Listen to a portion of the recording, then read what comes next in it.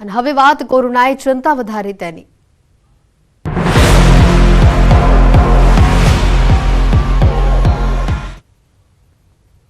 અમદાવાદમાં કોરોનાનું સંક્રમણ વધી રહ્યું છે અને હવે ભીડમાં જતા હોવ તો સાવધાન થઈ જજો। દેશમાં કોરોનાનું સંક્રમણ વધી રહ્યું છે। દેશમાં કેરળ બાદ ગુજરાતમાં સૌથી વધુ કોરોનાના કેસ નોંધાયા છે। એમાં પણ અમદાવાદમાં કોરોનાનું સંક્રમણ વધ્યું છે। અમદાવાદમાં કોરોનાના એક્ટિવ કેસની સંખ્યા 48 પર પહોંચી ગઈ છે। તમામ 48 દર્દીઓ હાલ હોમ આઇસોલેશનમાં છે। અમદાવાદમાં 24 કલાકમાં કોરોનાના વધુ 8 નવા કેસ નોંધાયા। 4 મહિલા અને 4 પુરુષ કોરોના સંક્રમિત થયા છે।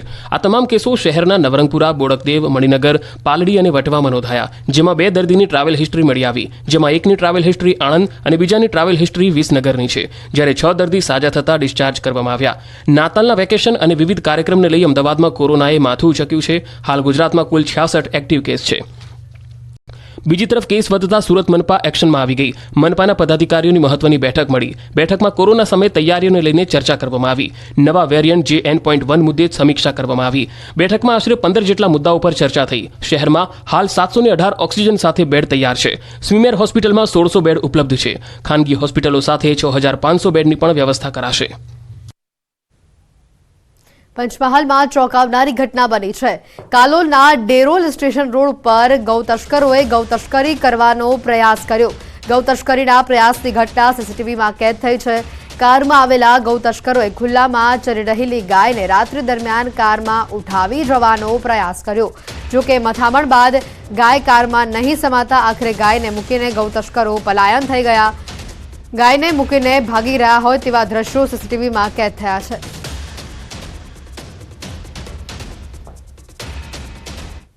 અમદાવાદમાં ગૌમાતાને રાષ્ટ્રમાતા જાહેર કરવામાં આવે તેવી માંગ ઉઠી છે અને આ માંગ ગૌમાતા રાષ્ટ્રમાતા પ્રતિષ્ઠા આંદોલન સમિતિએ કરી છે, જેને લઈને સમગ્ર દેશમાં મુહિમ પણ શરૂ કરવામાં આવી છે। આજે દેશમાં ગૌમાતા સુરક્ષિત નથી, ગૌહત્યા થઈ રહી છે, ત્યારે ગૌમાતાને રાષ્ટ્રમાતા જાહેર કરવાની માંગ ઉઠી છે।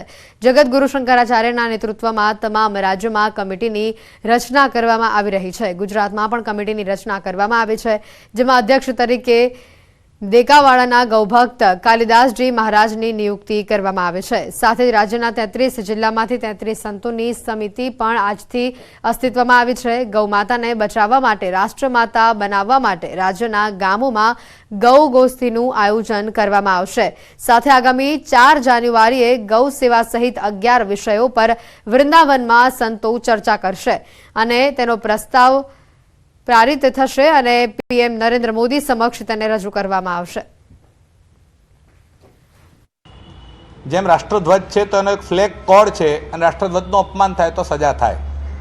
તમે ગૌવંશ હત્યા પ્રતિબંધ અખિલ ભારતીય લેવલે નથી કરી શકતા તો કમસે કમ ગૌમાતાને રાષ્ટ્રમાતાનો દરજ્જો આપવામાં આવે। ગૌમાતાને સન્માન સહિત અંતિમ વિદાય અપાશે। મૃત ગૌમાતા દાટવાના બદલે અગ્નિ સંસ્કાર આપવાની જૂનાગઢ મનપાને અનોખી